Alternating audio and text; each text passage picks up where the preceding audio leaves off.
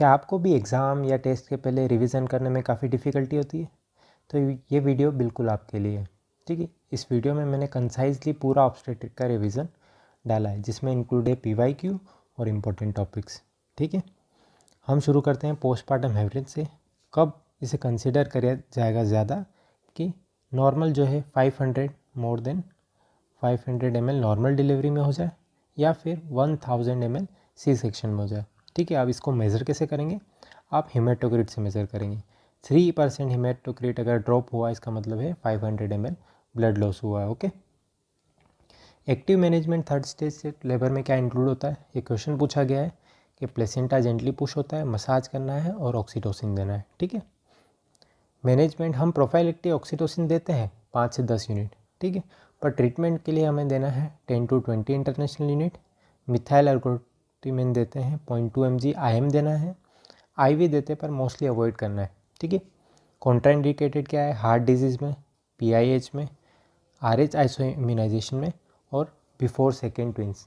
ठीक है, पहला ट्विंस हो गया उसके बाद आपको चेक करना, वरना दे दोगे तो फिर कॉन्ट्रेक्शन की वजह से सेकेंड ट्विन की डेथ हो सकती है। ठीक है, टैबलेट मीसोप्रोस्टोल PGE1 याद रखना है आपको। ठीक है, और डोज भी याद रखना है। कार्बोपोस्ट F2 अल्फ़ा याद रखना है, डोज भी याद रखना है। और इससे हम सिर्फ IM देते हैं। ओके,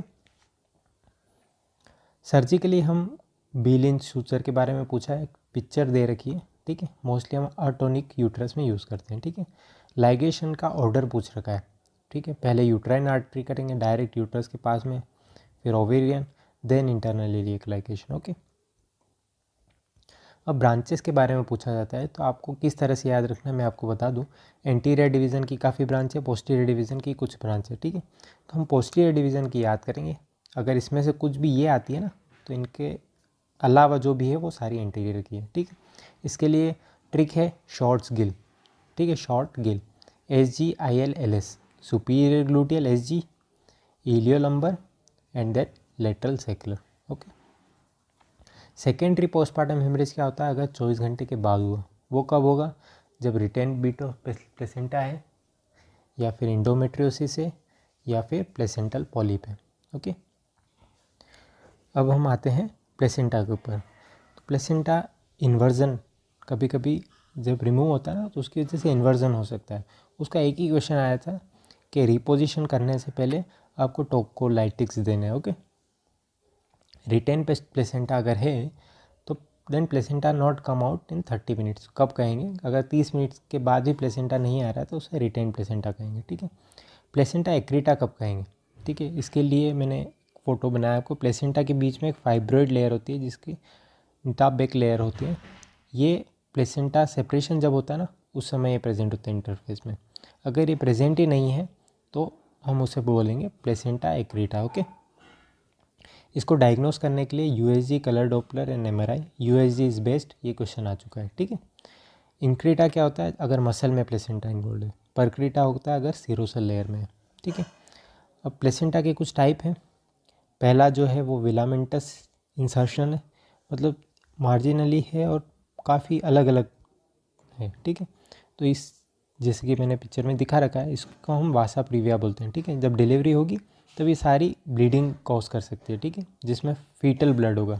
ठीक है, सेकेंड में मार्जिनल इंसर्शन है। ठीक है, थर्ड में सरकम मार्जिनेट है, फोर्थ में है सक्सेंचुरेटेड मतलब एक्स्ट्रा लोब। ठीक है, फिफ्थ में है सरकम वेलेट। ठीक है, अलग ही दिख रहा है आपको। सिक्स में है बायलोबिलेट। ठीक है, हम सेकेंड को बेटल डोर भी बोलते हैं। ठीक है, मार्जिनल को हम बेटल डोर भी बोलते हैं। डिलीवरी के बाद डिटेच्ड हो सकता है।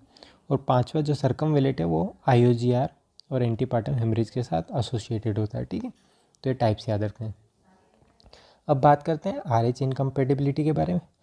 तो RH factor if D antigen present on RBC, उसे हम RH पॉजिटिव बोलेंगे। ठीक है, अगर मदर RH नेगेटिव है और फादर पॉजिटिव है और फीटस पॉजिटिव है, तब मदर में RH के अगेंस्ट एंटीबॉडी प्रेजेंट होती है, नॉर्मली नहीं होती। अगर सेंसिटाइज हुई है मदर तो प्रेजेंट होगी एंटीबॉडीज़। ठीक है, वो एंटीबॉडीज़ अटैक कर सकती है फीटस को अगर फीटस पॉजिटिव है। ठीक है, तो फर्स्ट प्रेगनेंसी में तो सेंसिटाइजेशन होता नहीं है, इस वजह से सेकेंड प्रेगनेंसी में ज़्यादा चांसेस होते हैं। ठीक है, इसीलिए फर्स्ट में सेंसिटाइज होगा, सेकेंड में डिस्ट्रॉय करेगी। ठीक है, mother take 3 days to make antibody, ठीक है। इसीलिए पहली डिलीवरी के 3 दिन के अंदर हमें उनको एंटी-डी देना है, कितना 300 माइक्रोग्राम, ठीक है, विद इन 70 आवर, ये डोज याद रखना है, ठीक है, जो कि न्यूट्रलाइज करेगा 30 ml या 15 ml आरबीसी को, ठीक है। कभी कभी ये देने के बाद भी अगली प्रेगनेंसी में हो सकता है, तो वो कब हो सकता है, या फिर उसको ब्लड ट्रांसफ्यूज़न किया हो, मिसमैच ब्लड ट्रांसफ्यूज़न, या फिर 30 ml की जगह 32 ml ब्लड चला गया हो, ठीक है, पूरा न्यूट्रलाइज नहीं हो सकता है, ये कुछ कारण हो सकते हैं, ठीक है। To calculate fetal blood mixing with mother हम ये टेस्ट करते हैं, ठीक है, क्लिचर बेटके टेस्ट, ठीक है, नाम पूछ सकते हैं, क्वांटिटेटिव टेस्ट है, ओके। अगर प्रेग्नेंट वुमेन RH नेगेटिव है तो हमें टेस्ट करना है इनडायरेक्ट कुम टेस्ट, ओके। अगर ये नेगेटिव आता है इसका मतलब है कि वो कभी भी RH एंटीजन से एक्सपोज नहीं हुई है, ठीक है। अगर ये पॉजिटिव आता है और 1:32 से ऊपर निकलता है ना, तब हमें एमनियोटिक फ्लूइड का बिलीरुबिन चेक करना है स्पेक्ट्रोमेट्री से, ठीक है। उसके बेसिस पे हम जोन डिसाइड करेंगे किस जोन में आ रहा है। अगर वो 3rd जोन में आता है ना लीलेज ग्राफ में, तब हमें कोई एक्शन लेना है, ठीक है, वरना नहीं लेना। और ट्रीटमेंट क्या होगा, इंट्रा यूट्राइन ट्रांसफ्यूजन करना है अगर, ठीक है। Best test to monitor sensitize RH negative mother is middle cerebral artery Doppler waveform, ये क्वेश्चन आ चुका है, ओके। अब हम नेक्स्ट टॉपिक पे जाते हैं हमारे ट्विन प्रेगनेंसी के, ठीक है। 2 तरह के होते हैं, मोनोजाइगोटिक, डाइजाइगोटिक। डाइजाइगोटिक में अलग अलग स्पर्म ने अलग अलग एग को फ्यूज़ किया, जिसके कारण डाइकोरियोनिक डायम्नियोटिक प्रेगनेंसी होगी, ठीक है। प्लेसेंटा भी 2 अलग होंगे, 2 अलग सेक भी होंगे, ठीक है। और अगर मोनोजाइगोटिक की बात करें ना, तो इसमें मोरूला जो है वो ब्रेक कर जाता है 2 में, ठीक है। अगर ये 3 दिन के अंदर ही स्प्लिट हो गया है, मोरूला 3 दिन के अंदर ही स्प्लिट हो गया है, तो डाइकोरियोनिक डायम्नियोटिक बनेगा, ठीक है। 3 से 8 दिन में हुआ है तो मोनोकोरियोनिक डायम्नियोटिक, एक ही प्लेसेंटा होगा उन दोनों का, ठीक है, और 2 सेक होंगे। अगर 8 दिन से ज़्यादा हो गया ना, तो प्लेसेंटा भी एक होगा, सेक भी एक होगा, ठीक है। अगर 12 दिन से भी ज़्यादा 12 दिन बाद उसको सेपरेट हुआ है ना वो दोनों, तो कॉन्जॉइंट ट्विन्स होंगे, ठीक है। अब इसको याद कैसे रखना, ये ट्रिक है दीदी मोदी एंड मोमो, ठीक है। 3 दिन के अंदर DIDA मतलब dichorionic diamniotic, monochorionic diamniotic, monochorionic monoamniotic, ठीक है, ये याद रखना है आपको, है ना। अगर प्लेसेंटा कॉमन है कि मोनोकोरियोनिक है, जैसे कि इन दोनों में है मोनोकोरियोनिक, उसमें हमें ट्विन टू ट्विन ट्रांसफ्यूजन मिलेगा, ठीक है, क्योंकि एक ही प्लेसेंटा है और 2 बेबीज़ कनेक्टेड, ठीक है। तो क्या होता है कि एक ज़्यादा न्यूट्रिशन लेता है, एक कम, ठीक है, इसकी वजह से twin to twin transfusion syndrome होता है, ठीक है। अगर ART है मतलब असिस्टेड रिप्रोडक्टिव टेक्नोलॉजी है, तो उसमें सबसे ज़्यादा डाइजाइगोटिक ट्विन्स मिलेंगे, क्योंकि एक से ज़्यादा स्पर्म या एक से ज़्यादा एग फ्यूज़ हो सकते हैं, ठीक है। डाइकोरियोनिक डायम्नियोटिक में लैम्बडा साइन मिलेगा, मोनोकोरियोनिक में T साइन मिलेगा, ये भी इंपॉर्टेंट है, रेडियोलॉजिकल साइन है, ओके। अब डिलीवरी कैसे होगी, अगर दोनों सिफेलिक है ट्विन्स में तो हम नॉर्मल डिलीवरी करवा सकते हैं, ठीक है। फर्स्ट सिफेलिक है और सेकेंड ब्रीच है तो इसकी नॉर्मल डिलीवरी हो सकती है, पर मोस्टली C सेक्शन करते हैं, ठीक है। फर्स्ट ब्रीच सेकेंड सिफेलिक है तो C सेक्शन, बोथ ब्रीच है तो C सेक्शन, ठीक है, ये भी चीज़ याद रखनी है। अब हम आते हैं H मॉल पे, हाइडिटिफॉर्म मोल पे, ठीक है। अगर किसी को फीचर ऑफ प्री एक्लेम्शिया है पहले ट्राइमेस्टर में, ठीक है, तो वो मोस्टली H मॉल के साथ हो सकते हैं। इनके डिफरेंस याद रखना है, पार्शल और कंप्लीट मोल के, ठीक है। पार्शल मोल में एक एग है जिसके साथ 2 स्पर्म फ्यूज़ करें, ठीक है, 6/9 XX ट्रिप्लॉइडी हुई है, जबकि कंप्लीट एम्प्टी ओवम है जिसमें एक स्पर्म गया है और उसका डिप्लीकेशन हुआ है, ठीक है, इसकी वजह से 46XX है, ठीक है। फिटस में नॉन वायबल होता है, इसमें फिटस ही नहीं होगा, ठीक है, इसमें होगा पर नॉन वायबल होगा। कॉर्नियनिक विकला फोकल होगी, इसमें पूरी डिफ्यूजली होगी, ठीक है। P57 जीन प्रेजेंट होगा, इसमें नहीं होगा, इसमें कोरियोकार्सिनोमा के चांसेस ज़्यादा होंगे। USG में स्नोस्टॉर्म अपीयरेंस दिखेगा, ठीक है। ट्रीटमेंट में सक्शन इवोल्यूशन करना है और 1 हफ्ते बाद फिर से हमें USG करके देखना है कोई रिटेन बीट तो नहीं रहेगी, ठीक है। क्वेश्चन आ चुका है, बिनाइन ट्रोफोब्लास्टिक कंडीशन में क्या क्या हो सकते हैं, नॉर्मल प्रेगनेंसी भी हो सकती है, नॉर्मल तक पहुंच गई है, ठीक है, या तो पार्शियल और कंप्लीट मॉल हो गए और हमें निकालना पड़े या अबॉर्शन हो सकता है, ठीक है। जेस्टेशनल ट्रोफोब्लास्टिक नियोप्लाज्म में क्या क्या आता है, इन्वेजिव मोल आते हैं, कोरियोकार्सिनोमा आता है, प्लेसेंटा साइड ट्रोफोब्लास्टिक टिश्यू आते हैं, ठीक है। शायद एम्स का क्वेश्चन है यार, ठीक है, क्या क्या इंक्लूड होता है, तो जो अलग ऑप्शन था 4th वो अलग ही है। कोरियोकार्सिनोमा की बात करते हैं, ठीक है। कोरियोकार्सिनोमा में आपको HCG बढ़ा हुआ दिखेगा, यूट्रस इंक्रीज दिखेगा, थ्रिका ल्यूटिन से 6 सेंटीमीटर से ऊपर दिखेगा, ठीक है। स्टेजिंग पूछी नहीं, सिर्फ एक पूछ रखी है जो कि 3rd स्टेज लंग्स की है, ठीक है। ये याद रखना है, बाकी कुछ नहीं रखना है, ठीक है। अब एंटीपार्टम हेमरेज की बात करते हैं। टाइप 1 अपर होता है थोड़ा सा, ठीक है, लो लाइंग बोल सकते हैं। टाइप 2 मार्जिनल होता है, इंटरनल ओस के पास में हो गया, ठीक है। टाइप 3 में पार्शली कवर है ओस, पूरा कवर नहीं है, ठीक है। टाइप 4 में ओस पूरा कवर हो गया, ठीक है। पेनलेस ब्लीडिंग होगी पर वेजाइनल, ठीक है। प्लेसेंटा प्रीविया में पेनलेस ब्लीडिंग होगी। ट्रीटमेंट क्या है, अगर टर्म पे आती है ना तो सी सेक्शन करना है, अगर 32 वीक पे है ना तो हमें कंजर्वेटिवली मैनेज करना है, ठीक है। स्टेरॉइड दे सकते हैं, ठीक है। सेकेंड है एब्रप्शियो प्लेसेंटा। इसमें ये ध्यान रखना है कि पेनफुल कॉन्ट्रैक्शन है, थोड़ा सा ब्लीडिंग में डार्क कलर का ब्लीड आएगा, ठीक है। और बीपी बढ़ा हुआ रहेगा, फीटल मूवमेंट होगा नहीं, ठीक है। ये कुछ स्पेसिफिक क्वेश्चन आपको मिलेगा। Pre mature separation of placenta, placenta separate हो रही है, ठीक है। यूट्रस है ना, यहाँ से पहले से प्लेसेंटा सेपरेट हो रहा है जिसके कारण ब्लड आता है, ठीक है। 2 टाइप के होते हैं, first is revealed and second is concealed. मतलब फर्स्ट में ब्लड बाहर आ गया, सेकेंड में ब्लड का थक्का वहीं जम गया प्लेसेंटा के यहाँ, ठीक है। अब इसमें हमें कभी भी कंजर्वेटिव मैनेज नहीं करना है, ठीक है। जब भी आए वो 32 वीक 30 हमें इंड्यूस करना है लेबर, ठीक है, और बेबी को डिलीवरी करवानी, ठीक है, वरना DIC के चांसेस होते हैं अगर वो वहीं रहेगा, और बेबी के लिए भी हार्मफुल है, ठीक है। अब हम आते हैं प्रेगनेंसी इंड्यूस्ड हाइपरटेंशन के ऊपर, ठीक है। अगर BP 20 हफ्ते बाद बढ़ता है, ठीक है, तब हमें मोस्टली प्रेगनेंसी इंड्यूस बोलेंगे, ठीक है। अगर BP बढ़ा हुआ है, प्रोटीन यूरिया है, ठीक है, उसे हम प्री एक्लेम्पसिया कंसीडर करेंगे, ठीक है। और ये क्वेश्चन आ चुका है, PGI2 और थ्रोम्बोक्सिन A2 का रेशियो डिक्रीज हो जाता है क्योंकि थ्रोम्बोक्सिन A2 बढ़ जाता है, ठीक है। अगर कन्वर्जन के साथ है तो उसे एक्लेम्पसिया बोलना है, ठीक है। Sign and symptom of a patient going into eclampsia, मतलब एक्लेम्पसिया में जाने वाली है कैसे पता चलेगी, तो कुछ सिम्टम है जो कि क्वेश्चन भी आ चुका है, हेडेक होगा, वोमिटिंग, नोजिया, ब्लड विजन, नी जर्क बढ़ जाएगा, एपिगैस्ट्रिक पेन, ठीक है। ट्रीटमेंट में MGSO followed by termination of pregnancy, ठीक है।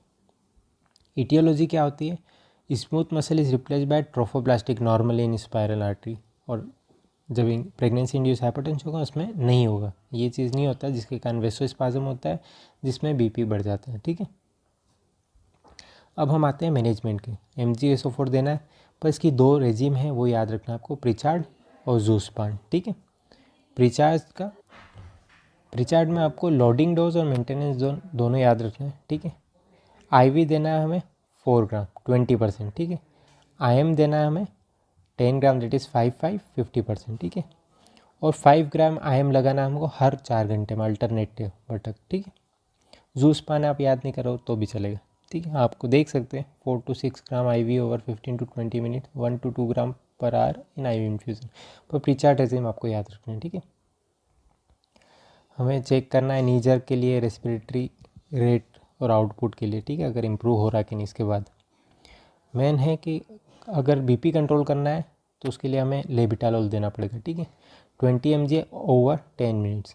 अगर फिर भी कम नहीं हुआ तो 20, फिर 40, देन 80, 10 मिनट में देना है, 220 mg तक दे सकते हैं, ठीक है। सीरम मैग्नीशियम लेवल का याद रखना है आपको, 4 से 7 होगा मैग्नीशियम देने के बाद तो नॉर्मल है, अगर बढ़ जाता है ना तो पटेलर रिफ्लेक्स डिसअपीयर हो जाता है। 10 से 15 रेस्पिरेटरी डिप्रेशन हो सकता है, 12 से 15 पैरालिसिस हो सकता है, 25 से 30 कार्डियक अरेस्ट आ सकता है, ठीक है।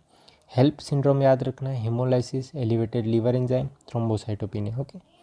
MGSO4 की बात करें तो ये न्यूरो प्रोटेक्शन भी देता है, ठीक है। Give for 24 hour after last conversion, आखिरी कन्वर्जन के 24 घंटे के बाद तक देते हैं, या डिलीवरी के 24 घंटे के बाद तक, ठीक है। MGSO4 इन रिनल फेलियर अगर होगा तो लोडिंग डोज सेम देंगे, बट मेंटेनेंस डोज एडजस्ट करना है, ठीक है। दूसरा हाइपरटेंशन की ड्रग्स क्या है, लेबिटालोल की बात करेंगे, अल्फा प्लस बीटा ब्लॉकर, ठीक है, 100 to 200 mg BD देते हैं मोस्टली, TID भी दे सकते हैं, methyl dopa, hydralazine, nifedipine, prazosin, nifedipine 10 mg TID, okay. Contraindicated क्या है, furosemide, beta blocker and ACE inhibitor, ठीक है, IUGR हो सकता है बीटा ब्लॉकर की वजह से। अब हम आते हैं नेक्स्ट टॉपिक के ऊपर, काफ़ी जल्दी हो रहा है क्योंकि काफ़ी जल्दी जल्दी रिवाइज़ करना है, टाइम नहीं है, ठीक है। डायबिटीज़ किस वजह से होता है, एस्ट्रोजन बढ़ा, ग्रोथ हार्मोन बढ़ा, कोर्टिसोल बढ़ा, HPL बढ़ा, जिसकी वजह से इंसुलिनेज एक्टिविटी होती है, इंसुलिन कम हुआ और शुगर इंक्रीज़ हुआ, ठीक है। स्क्रीन में आपको याद रखना है अमेरिकन डायबिटिक एसोसिएशन की जो स्क्रीनिंग है, हम फास्टिंग में उसको 75 ग्राम शुगर देंगे, ठीक है। उसके बाद 1 आवरली और 2 आवरली चेक करेंगे, ठीक है। ये क्राइटेरिया याद रखना है। फास्टिंग में 92, 1 आवर के बाद 180, सेकेंड आवर के बाद 153, ठीक है, ये पूछा गया है, ठीक है। अगर डिप्सी की बात करेंगे सेम 75 ग्राम शुगर देना है, 2 आवर के बाद मोर देन 140, ठीक है। तो जेस्टेशनल डिजीज। अब मेटरनल प्रॉब्लम्स क्या हो सकती है डायबिटीज़ में? पॉलीहाइड्रोमनस, पीआरएम, पीपीएच, प्रीटर्म लेबर, ठीक है। मेन ज़रूरी है न्यूबॉर्न की क्या क्या दिक्कत है। Hypoglycaemia, hypocalcaemia, hypomagnesaemia, cataract. Cardiac में याद रखना है ट्रांसपोजिशन ऑफ ग्रेट आर्टरी, ठीक है, मोस्ट स्पेसिफिक। और न्यूरल में याद रखना मोस्ट स्पेसिफिक कोडल रिग्रेशन सिंड्रोम, ये पूछ सकते हैं, ठीक है। मैनेजमेंट में डाइट, फिटल सर्वेलेंस करना है आपको एनएसटी, बीपी और डॉपलर के थ्रू। इंसुलिन दे सकते हैं, ग्लाइब्यूराइड, लिबेनक्लामाइड, मेटफॉर्मिन दे सकते हैं, ठीक है। मोस्टली इंसुलिन प्रीफर करते हैं, ओके। अगर ड्यूरिंग लेबर इंसुलिन है तो मॉर्निंग डोज विथहोल्ड में रखते हैं, ठीक है। अब डायबिटीज़ में टाइम ऑफ डिलीवरी आपको याद के रखना है। ये एक बार स्क्रीनशॉट ले लेना इसका, ठीक है, ये पूछा गया है।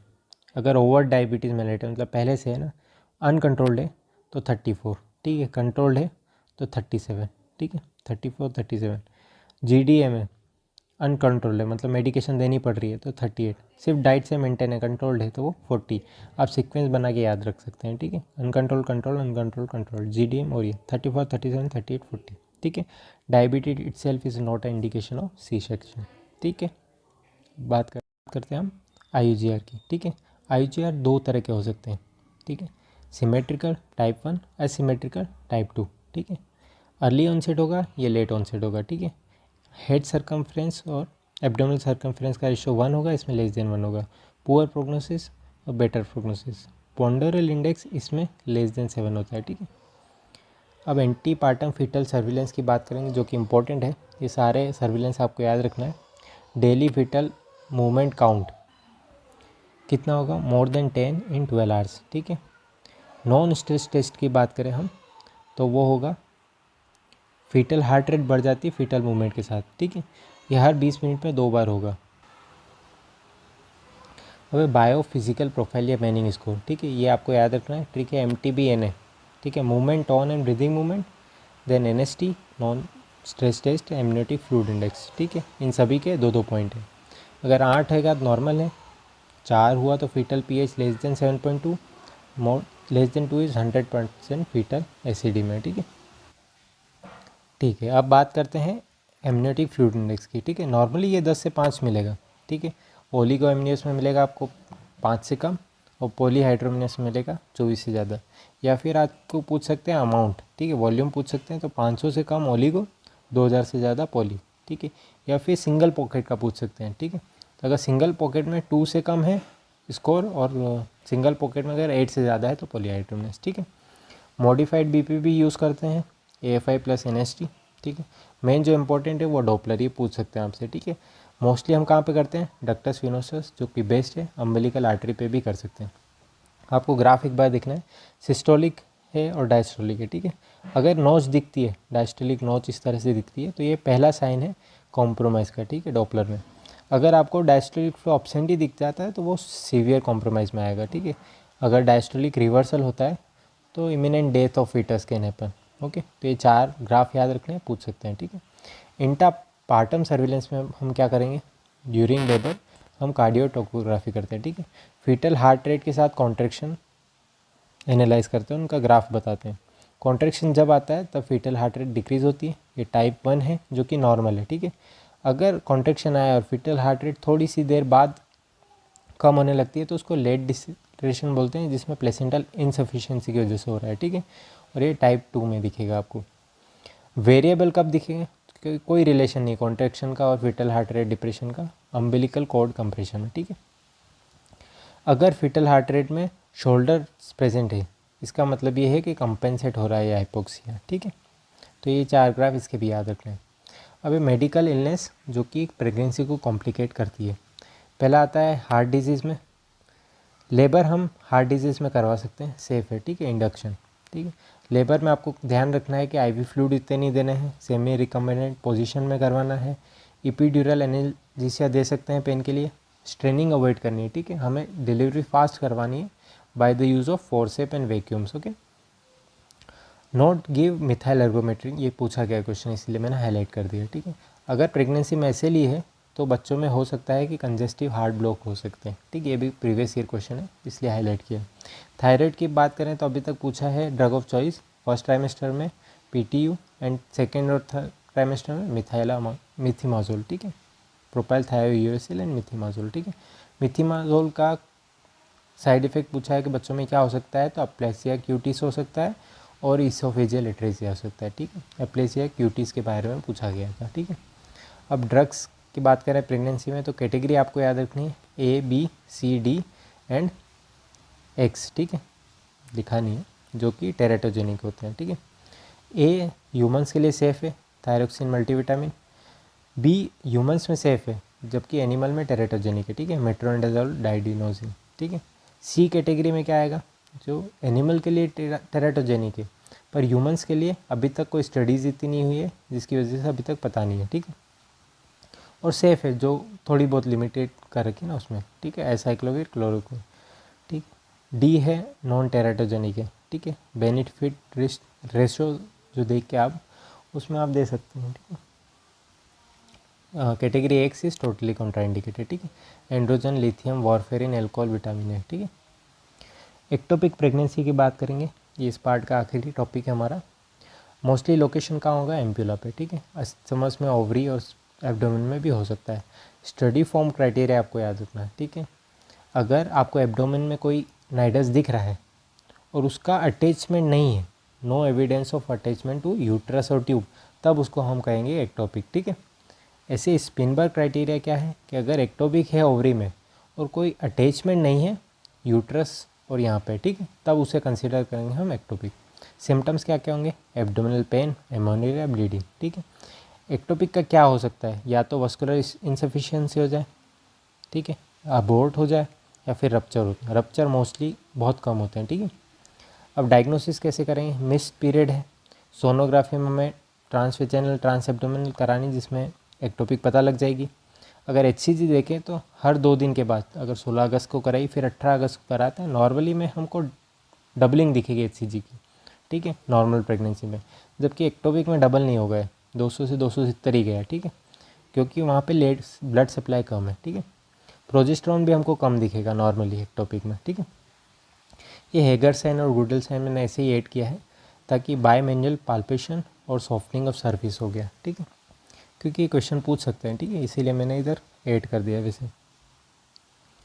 अब आते हैं मैनेजमेंट के ऊपर, तो मेडिकली मैनेजमेंट कैसे करते हैं, मिथोट्रेक्सेट के साथ एक्टिनोमाइसिन, KCL और मिफेप्रिस्टोन। और सर्जिकल कब करेंगे और मेडिकल कब करेंगे, सर्जिकल करेंगे अगर साइज़ 3.5 सेंटीमीटर से ऊपर है, HCG 5000 से ऊपर है और कार्डियक एक्टिविटी प्रेजेंट है, तब सर्जिकल करना है, ठीक है। अगर सर्जिकल में रप्चर्ड है तो हमें करना है टोटल साल्पिंगजेक्टोमी, ठीक है, रिपेयर और एनास्टोमोसिस नहीं कर सकते, ठीक है। रप्चर नहीं हुई है तो साल्पिंगोस्टोमी करना है, ठीक है। अब इसमें प्रीवियस ईयर क्वेश्चन है, अगर बीटा HCG 1500 से कम है तो एक्टोपिक हो सकती है, ठीक है, हमें 2 दिन बाद फिर रिपीट करना है। अगर उस 2 दिन में कम होता है तो हो सकता है अबॉर्शन हो गया है, अगर बढ़ जाता है पर 55% से कम बढ़ता है तो वो एक्टोपिक है, ठीक है। ये था हमारा पहला पार्ट, जितने रिमेनिंग टॉपिक है वो इसके सेकेंड पार्ट में कंसिडर करेंगे हम, और साथ ही प्रीवियस ईयर क्वेश्चन भी इंक्लूड करेंगे, ठीक है। अगर आपको इसके नोट्स चाहिए तो मुझे आप मैसेज कर सकते हैं इन नंबर पे, ठीक है। Thank you.